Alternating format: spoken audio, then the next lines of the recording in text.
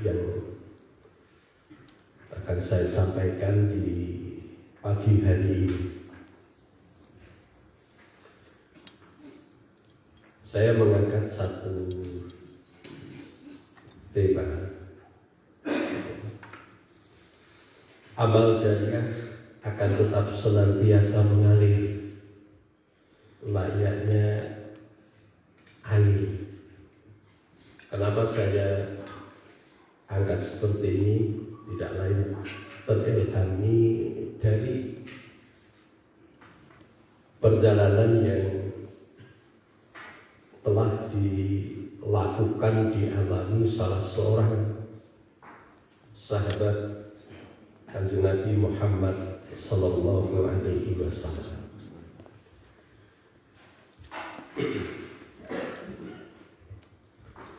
Saya mengawali pembahasan ini bahwa Madinah pernah mengalami masa kekeringan.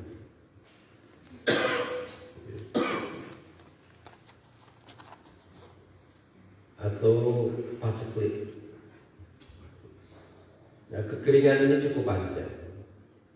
Kapan terjadi?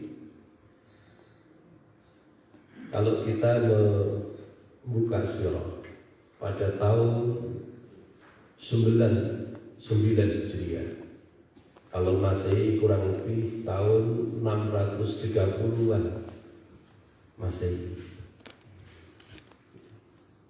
Ini Madinah mengalami kekeringan.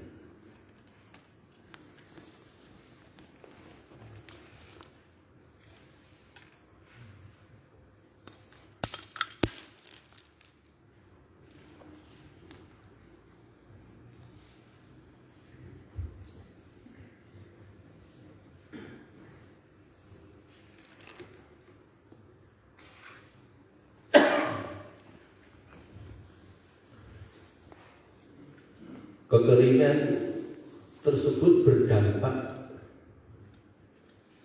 pada ketersediaan air.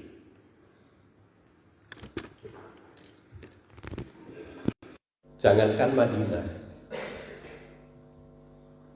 negeri kita ini dalam persoalan air, kadang-kadang kalau seperti saat ini malah kelebihan air. Di Kalimantan Selatan itu kelebihan air musim hujan. Jadi di Madinah mengalami kekeringan.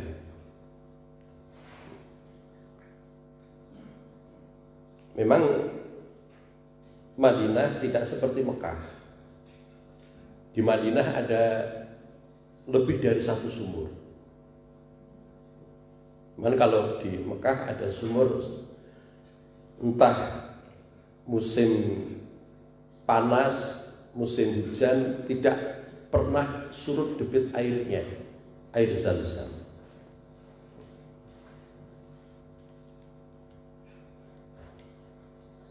Kemudian saya mencari satu literatur. Ada berapa sumur di Madinah? Saya buka-buka buku, ada buku Sejarah Madinah yang ditulis oleh Dr. Muhammad Ilyas Abdul Ghani. Jadi pada masa Rasulullah di Madinah ada sumur. Jadi sumur itu kalau dalam bahasa Arab namanya bi'run. Jadi ada bi'run Arsh, sumur Arsh. Itu terletak di dekat Masjid Kuba dulu. Jadi persisnya di sebelah baratnya. Sumur tersebut pernah Kanjeng Nabi Muhammad SAW menyingkapkan betis beliau dan memasukkan kedua kaki beliau untuk dijulurkan ke sumur tersebut. Ini menurut penulis dari buku Sejarah Madinah. Dan itu ternyata pada saat Rasul melakukan itu, salah seorang sahabat Kanjeng Nabi, Abu Musa al-Asy'ari, berdiri menjaga beliau. Ini diungkapkan di dalam Sahih Muslim. Ada sumur hak namanya juga. Yang kedua itu ada sumur hak. Ini terletak di utara Masjid Nabawi.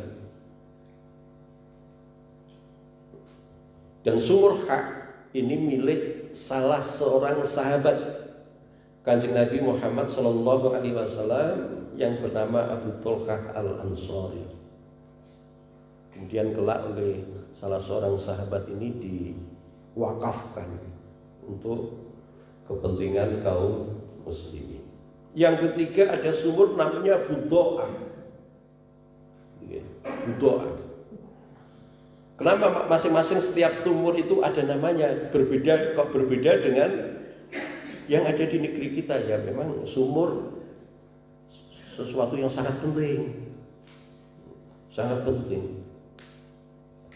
Orang itu lebih membutuhkan air daripada makanan pokok, kan gitu. Maksud saya begini, seluruh umat manusia yang ada di dunia pasti membutuhkan air.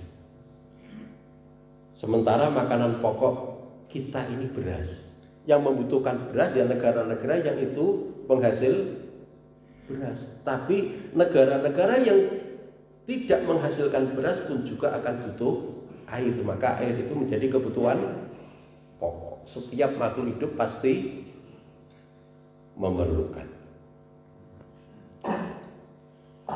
Jadi sumur Budo'ah itu milik Bani Sa'idah. Letaknya di utara Sakifah. Yang keempat ada sumur Ghars namanya, Ghars. Jadi 1 kilometer di sebelah timur laut Masjid Quba. Ternyata di dalam satu surah Rasul pernah minum air dari sumur ini. Dan beliau berwasiat kelak ketika aku dipanggil Allah, tolong agar dimandikan dengan air yang berasal dari sumur ini. Ini di dalam satu sejarah itu seperti itu. Ada lagi yang kelima, ini sumur Urwah. Dikatakan Urwah karena digali oleh Urwah bin Zubair. Urwah bin Zubair ini putra dari Zubair bin Awam. Jadi cucu dari Sayyidina Abu Bakar. Cucu dari ini ya. Jadi Asma. Jadi Zubair bin Awam itu suami dari Asma binti Abu Bakar. Jadi letaknya 3,5 kilometer dari Masjid Nabawi. Dan yang terakhir itu ada Bi'rur Rumah. Saya ungkapkan minimal ada 6. Ini semuanya itu debit airnya pada tahun 9 Hijriah. Ada yang kering, ada yang menyusut gitu. Cuman satu sumur yang sumur tadi debit airnya tidak surut dan tidak berkurang, warnanya jernih, rasanya segar. Sumur itu bernama Rumah. Kenapa dinamakan Rumah? Karena pemilik dari sumur itu seorang Yahudi yang bernama Rumah. Sehingga dikatakan sumur Rumah. Terletak di mana? Di lembah, satu lembah, Wadi itu lembah Akik, yaitu daerah Asdad. Jadi kalau dari Masjid Nabawi kira-kira 3,5 kilometer. Ini diungkapkan oleh tadi pengarang sejarah Madinah. Lebih dekat yaitu 1 kilometer dengan Masjid Qiblatain. Biasanya kalau jamaah haji, kalau musim haji atau umroh misalnya di waktu-waktu senggang, diajak oleh pemandunya atau birunya untuk berziarah ke Masjid Qiblatain. Ternyata di dekatnya kurang lebih 1 kilometer itu ada masjid namanya, ada sumur namanya sumur Rumah. Gitu.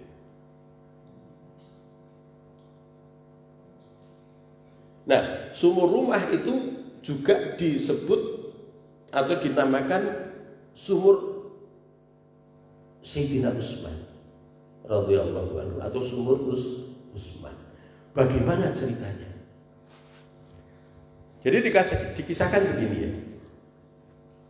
Tadi pada tahun 9 Hijriah ada peristiwa penting, ada persiapan Tabuk, perang Tabuk. Kaum muslimin menuju daerah yang cukup jauh di utara Madinah. Berbarengan pada saat itu Madinah mengalami kekeringan, penduduk sulit untuk mendapatkan air. Cuman ada satu sumur yang mengeluarkan air. Itu pun dimiliki oleh seorang Yahudi, bukan seorang Muslim. Masyarakat butuh air, tapi untuk mendapatkan air dia harus beli. Terus musim paceklik, air harus beli. Selain beli, itu pun harus ngantri, gitu. Harus ngantri.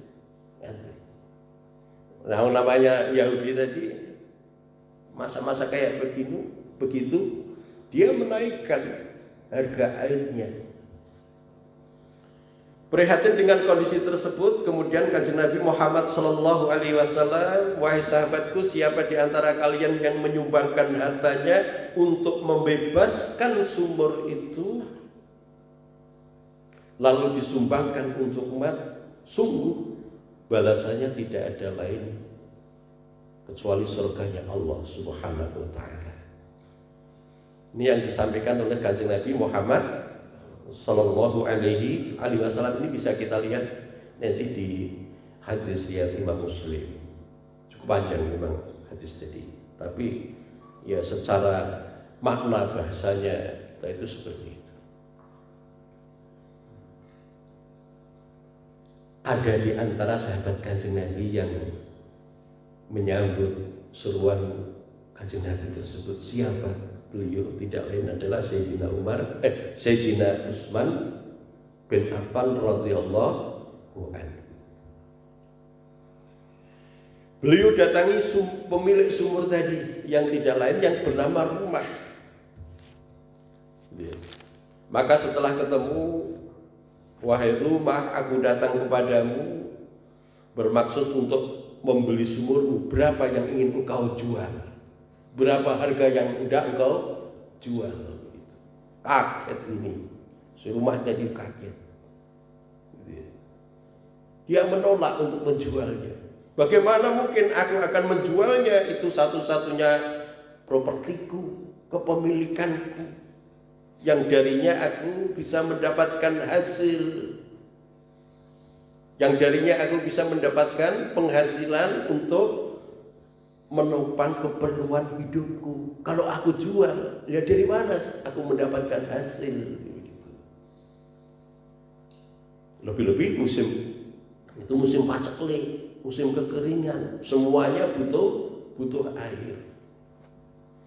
Bukan Sayyidina Umar, kalau dia bukan seorang negosiator yang ulung, diplomat ulung. Jadi pernah juga pada masa perjanjian Hudaybiyah, Kanjeng Nabi mengutus Sayyidina Umar itu sebagai negosiator untuk menemui pemimpin Mekah, bahwa maksud dan tujuan kaum muslimin datang ke Mekah itu bukan untuk menumpahkan darah, tetapi untuk mengunjungi Ka'bah. Diutuslah Sayyidina Utsman sebagai diplomat, negosiator. Maka kembali dalam kisah ini, selain Sayyidina Utsman seorang pembisnis yang ulung, beliau pun ternyata juga sebagai diplomat negosiator yang ulung juga. Jadi beliau tidak putus asa. Bagaimana kalau misalnya aku membeli setengahnya, begitu? Nah, ini penasaran pemilik sumur tadi itu. Maksudmu bagaimana? Membeli setengahnya itu apa? Masa Sayyidina Utsman bin Affan radhiyallahu anhu, jika engkau setuju, aku menawarkan kepada engkau, kita akan memiliki sumur itu secara bergantian.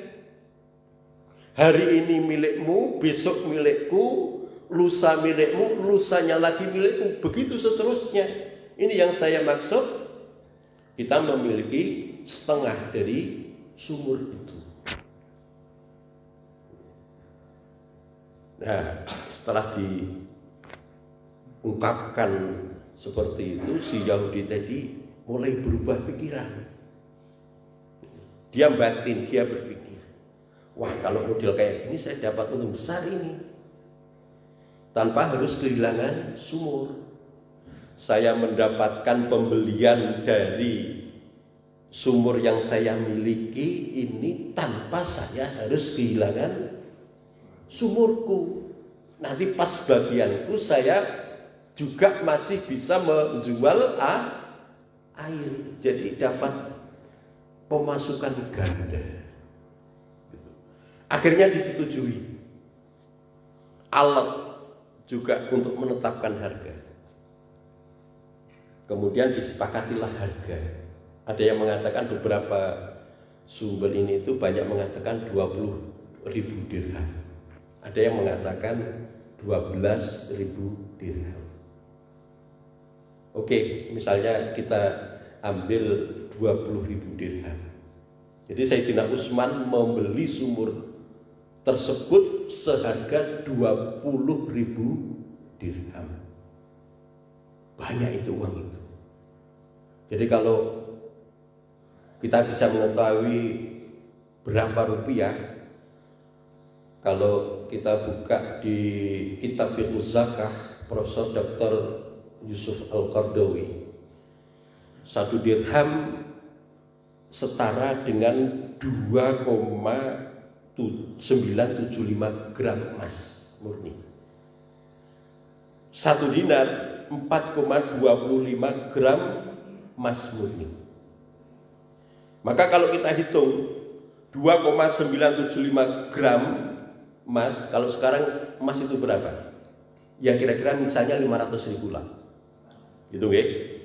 Jadi 1 dirham itu setara dengan 1.487.500 rupiah. Itu 1 dirham. Padahal tadi dibeli dengan 20.000 dirham. Berarti 1.487.500 rupiah dikali 20.000 dirham, ketemu uang 29 miliar 750 juta.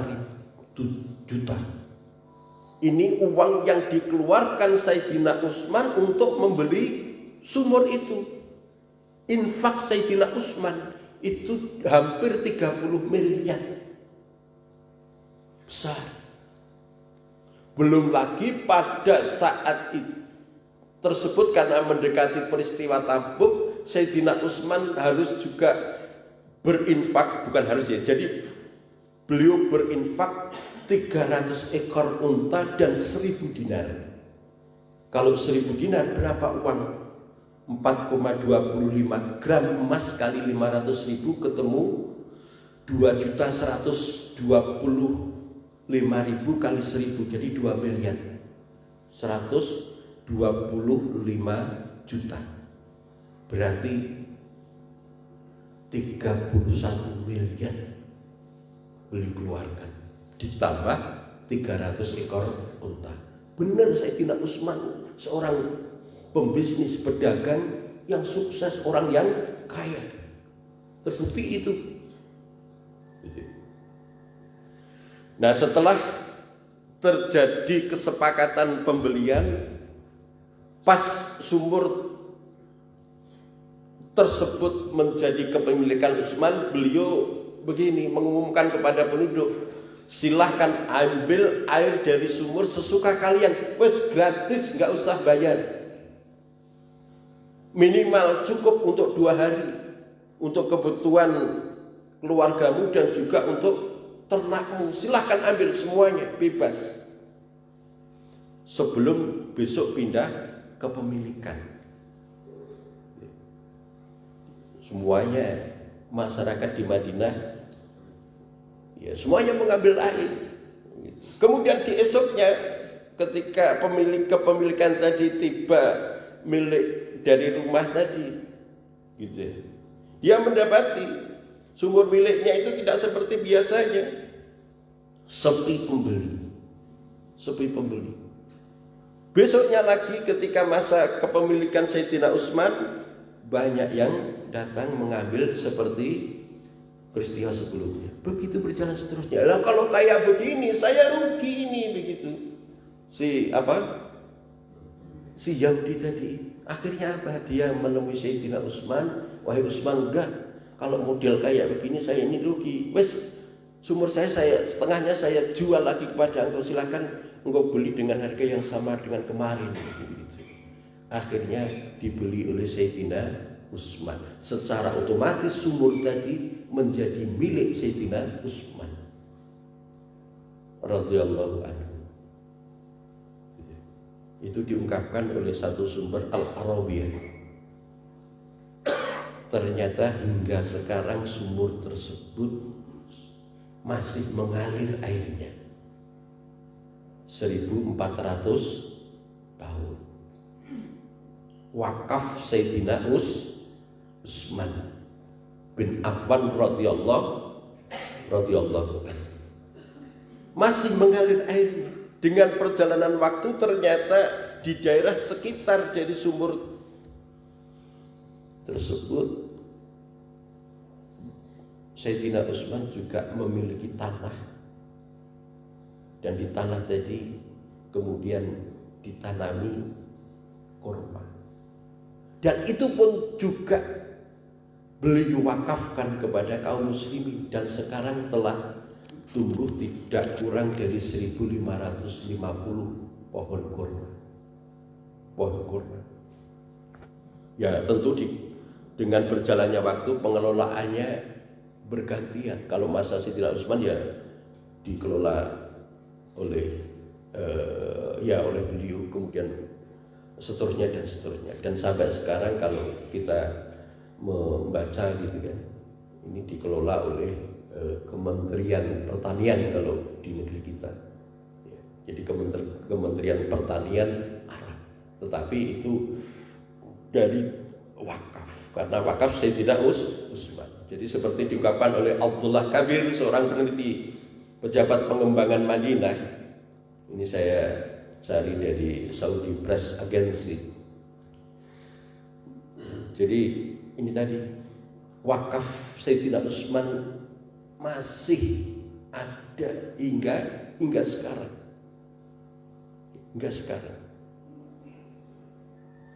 Jadi hasil kurma tersebut hasilnya setelah dikurangi dari biaya operasional untuk membantu anak yatim, para fakir miskin, ketika masih ada sisa uang tadi ditaruh di bank dengan atas nama Utsman bin Affan radhiyallahu anhu. Ketika di bank tadi berkumpul, kemudian dikelola, tentu ada pengelolanya. Dibelikanlah tempat yang strategis, yang sekarang ini tempat di dekat Masjid Nabawi. Ya, coba nanti kalau yang pernah berziarah ke Masjid Nabawi atau haji ataupun umrah, ini nanti bisa untuk dibuktikan. Ada hotel namanya Hotel Sayyidina Utsman bin Affan. Wakaf. Dibangun hotel bintang 5. Dalam 1 tahun diberitakan tidak kurang dari 5 juta rial ya kan, mata uangnya itu dihasilkan dari hotel tadi. 1400 tahun yang lalu, berasal dari sumur. Karena perkebunan kurma tetap senantiasa bisa tumbuh, ya butuhkan air diambil dari sumur tadi, dialirkan. Nah, kemudian di akhir dari apa yang kami sampaikan, ada satu hadis Kanjeng Nabi Muhammad sallallahu alaihi wasallam. Qala Rasulullah sallallahu alaihi wasallam, "Inna mimma yalhaqqu al-mu'mina min amalihi wa hasanatihi ba'da mautihi." Sesungguhnya di antara amalan dan kebaikan seorang mukmin yang akan menemuinya setelah kematiannya, yang pertama, ilman 'allamahu wa nassarahu. Yang memiliki ilmu, lebih-lebih ilmu menyangkut tentang kebaikan, ilmu tentang Islam. Kemudian ia ajarkan dan ia sebarkan. 'Allamahu wa nassarahu. Yang kedua, wa waladan shalihan tarakahu. Memiliki anak soleh yang ia tinggalkannya. Dan yang ketiga, wa mushafan warasahu. Menguasai mushaf Al-Quran, bacaannya bagus, dia menguasai isinya, kemudian dia wariskan, dia sampaikan, dia ajarkan kepada orang lain. Wa masjidan banahu, dia membangun masjid. Baitan ibn sabil banahu, dan juga misalnya memiliki kelonggaran rezeki, dia membangun rumah untuk diperuntukkan kepada ibn sabil. Naharan ajrahu, dia membangun sungai atau sumur atau air yang dialirkan diperuntukkan untuk umum. Shadaqatan akhrajaha min malihi fi sihhatin wa fi hayatihi. Sedekah yang ia keluarkan dari hartanya di waktu sehat semasa hidupnya, yalhaquhu min ba'di mautihi, pasti semuanya kelak akan menemuinya setelah ia meninggal. Jamaah kuliah subuh rahimakumullah, ini mudah-mudahan menjadi inspirasi bagi kita bersama. Sedekah jariyah, amal jariyah itu layaknya air yang tetap senantiasa mengalir,